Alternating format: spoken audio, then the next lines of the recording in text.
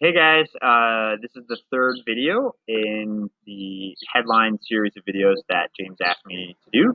So I wanted to quickly go over the before and after grid for something that James had me take a headline certification sort of deal with Drift, and so I borrowed this whole idea from someone that they had on that video, and I condensed it as much as I could, try to give it to you guys as quickly as possible.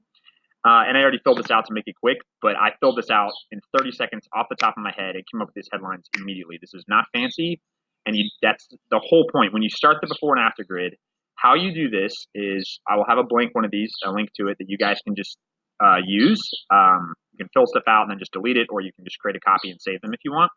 The whole point is here, you don't try to be fancy. You just try to answer this question, sort of think of it more like a form, and as you fill out the form, it's going to go a little bit different direction than what the content is about, and it's going to help you come up with a creative headline. That's the whole idea. If you sort of just trust the process, it'll really spark your imagination for you. That's what I found. So let's dive in. Let's say, to start with, this is a big question of like, when do I write my headline? If you're a writer, do I write it after my blog in my LinkedIn status, or do I do it before? I do it both ways.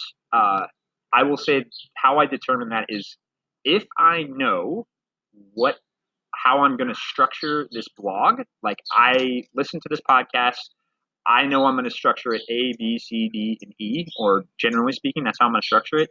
I'll usually do that first, maybe come back to the headline afterwards.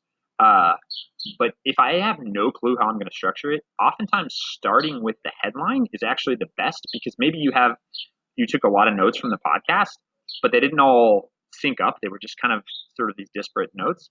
If you start with a headline, then it sort of helps you narrow your focus. So while you're using all the same content, you kind of can relate it all back to this central theme or this one big idea, and you're unpacking one big idea as opposed to having here's 16 things that this guest talked about that aren't related. You can still probably use all 16 of those things, but by having your headline, you already know it should relate back to that overall idea.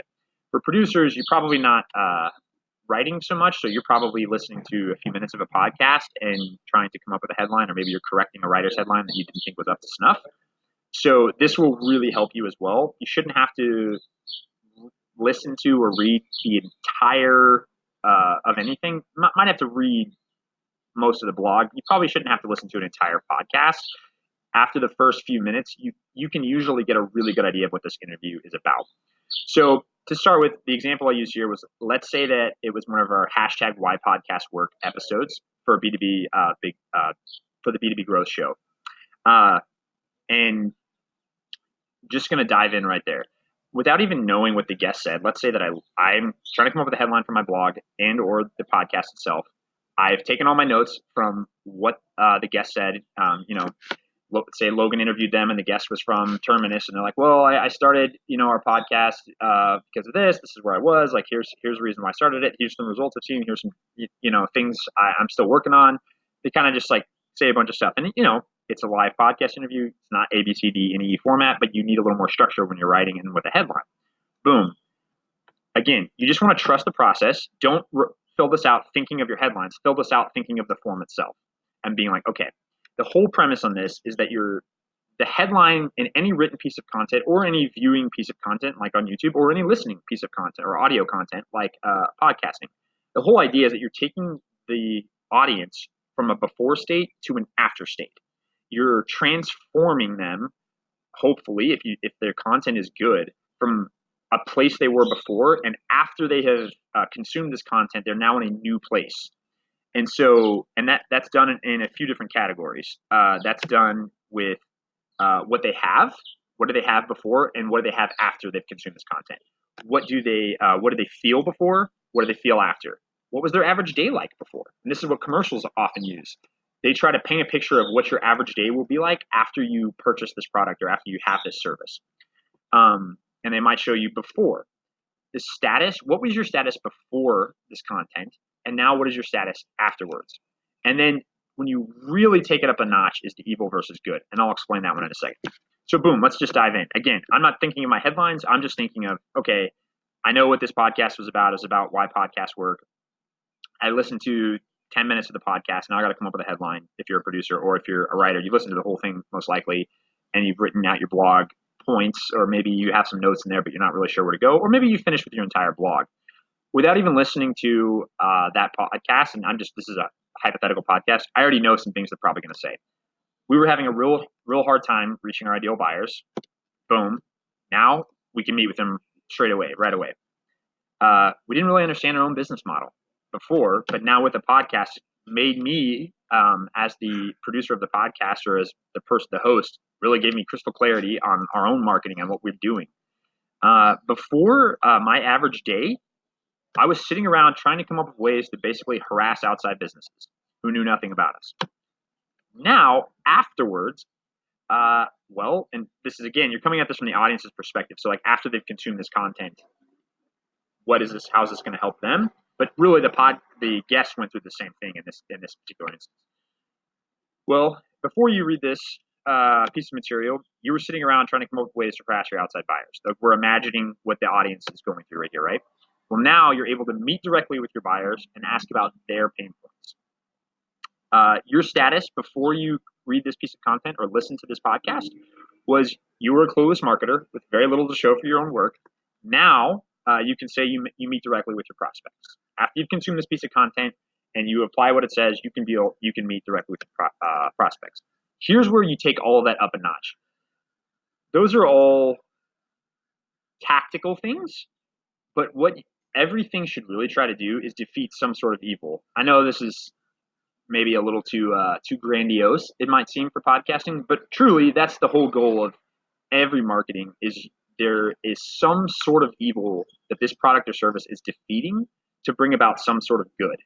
Starbucks is defeating with the cranky in the morning that you probably feel when you wake up. Disney is defeating the reality of life and bringing about fantasy. I mean, it's what everything is supposed to do. This is really kind of central to the value prop. So the value prop of a particular piece of content is, well, in this piece of content, before you consumed this article about why podcasts work, there was lots of annoying noise, and you were part of that noise as a marketer. Afterwards, and that's evil. Noise is evil. The good is now you're directly fixating or directly able to fix the right pain points for your ideal buyers. So after I wrote those down, I literally was, those are the before and after grid. Now I'm like, okay, what are my headlines going to be? And then you just sort of pull some of the words out and the ideas from there. So podcasting creates crystal clarity around your buyer's real pain points. This came from several of these things. Pain points, I saw that word pop up a lot, and that was just, I wasn't writing any of that to come up with headlines. It was just, this is what this podcast was about. Okay, great. Pain points came from there. I saw crystal clarity. I like those words, so I just put it all together. Podcasting creates crystal clarity around your buyer's real pain points. Super descriptive. Exactly what this piece of material I'm about to consume talks about. How one VP of marketing, I assume we were interviewing a VP of marketing, how one VP of marketing sliced through the noise with a podcast. Boom. The 3 reasons every B2B marketer should start a podcast. Now, typically in a podcast, most guests and most hosts don't work like this. The host doesn't usually say, I want to hear about your 3 reasons why you started a podcast today. Sometimes they do, but more often than not, they just start talking. And through that, they probably came up with a bunch of reasons why they like their podcast. You can just say, like, okay, there was 3 of them in there. Boom, title it that. Podcasting helps you stop guessing about your customers' pain points. Again, this just came from looking at this and I was like, oh, this is what this article does. This article and what podcasting does is it defeats this issue right here. Podcast interviews, the instant link to your ideal buyers. None of these are rocket science, but all of these are great headlines that came straight from following this before after grid. So there you guys go. I'll send the link. I'll have this link in there for you guys. If you use this, it will be super, super helpful to come up with great headlines. I hope so. I also noticed that this piece of hair is sticking straight up. I don't know who to blame that on. But I will tell you, if you liked all of this, I hope it's helpful. If you didn't, James told me to do it, so it's really on him. Okay.